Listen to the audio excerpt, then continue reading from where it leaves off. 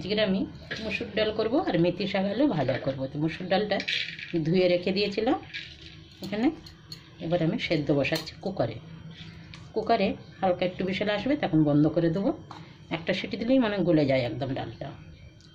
তাই একটা টমেটোও দিয়ে দিচ্ছি, দেশি টমেটো। এখানে টমেটো কেটে দিয়ে দিলাম, একটু হলুদ দিয়ে দিচ্ছি।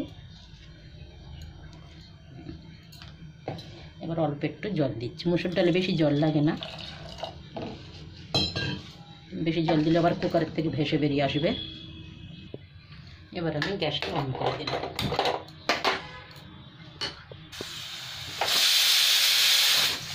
এখানে আমার ডালটা সেদ্ধ হয়ে গেছে। এবার আমি কড়া বসিয়ে দিচ্ছি, কড়ায় তেল দিয়েছি।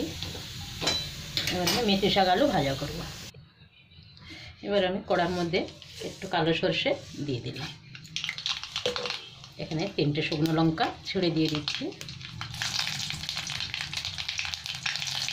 সাথে একটা পেঁয়াজ কেটে রেখেছি, পেঁয়াজটাও দিয়ে দিলাম। লঙ্কাটা একটু ভাজা হয়ে যাবে, তারপরে দেবো পেঁয়াজগুলো তুলে।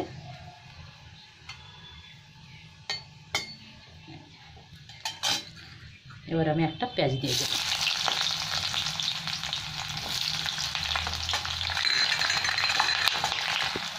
এখানে একটু পেঁয়াজটা হালকা ভেজে নিয়েছি। এবার আমি আলু তুলে দিলাম।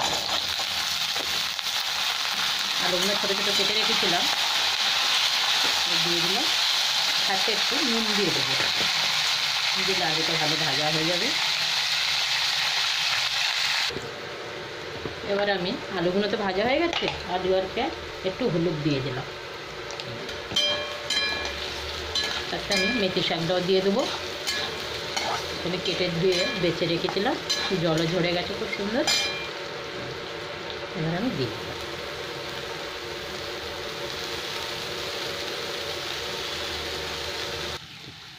এখানে আমার মেথি শাকটা ভাজা হয়ে গেছে। এবার আমি উঠিয়ে নেবো। এই কড়ার মধ্যে ডালটা সোমবার দেবো। খুব সুন্দর হয়েছে মেথি শাকটা ভাজা করে। আজ আমাদের দুপুরে হচ্ছে ডাল আর মেথি শাক ভাজা, দুপুরের খাওয়া। এদিকে ভাতও বসিয়ে দিয়েছি, ডালটাও সেদ্ধ হয়ে গেছে। গ্যাসটা বন্ধ করলাম, কড়া খালি করবো এখন। এখানে তেল আমার ভালো গরম হয়ে গেছে, 5 ফোঁটন দিয়ে দিলাম, 2টো শুকনো লঙ্কা দিয়ে দিচ্ছি, সাথে একটা তেজপাতাও দিয়ে দিলাম। মশলাটা একটু ভালো করে ভাজা হবে, তারপর আমি পেঁয়াজ তুলে দেবো। এদিকে আমার ক্যামেরাম্যান স্কুলে যাবে, তাই বলছে তাড়াতাড়ি করো, কেন আজ পরীক্ষা তো, তাই তাড়াতাড়ি খেয়ে দিয়ে বেরোবে আর কি। চলো, আমারও হয়ে গেছে, খুব শর্টকাটে রান্না করে নিচ্ছি। আবার পেঁয়াজটা তুলে দিলাম।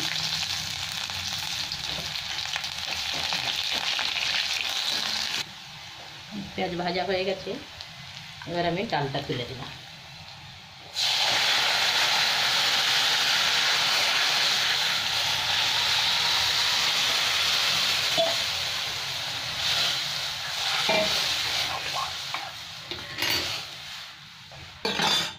ডালটা একটু ভালো করে ফুটে গেলেই গ্যাসটা বন্ধ করে দেবো, আমার রান্না শেষ। তারপরে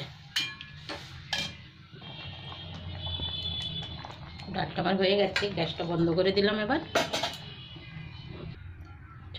ডাল আর আমার মেথি শাক ভাজা হয়ে গেছে, বন্ধ করে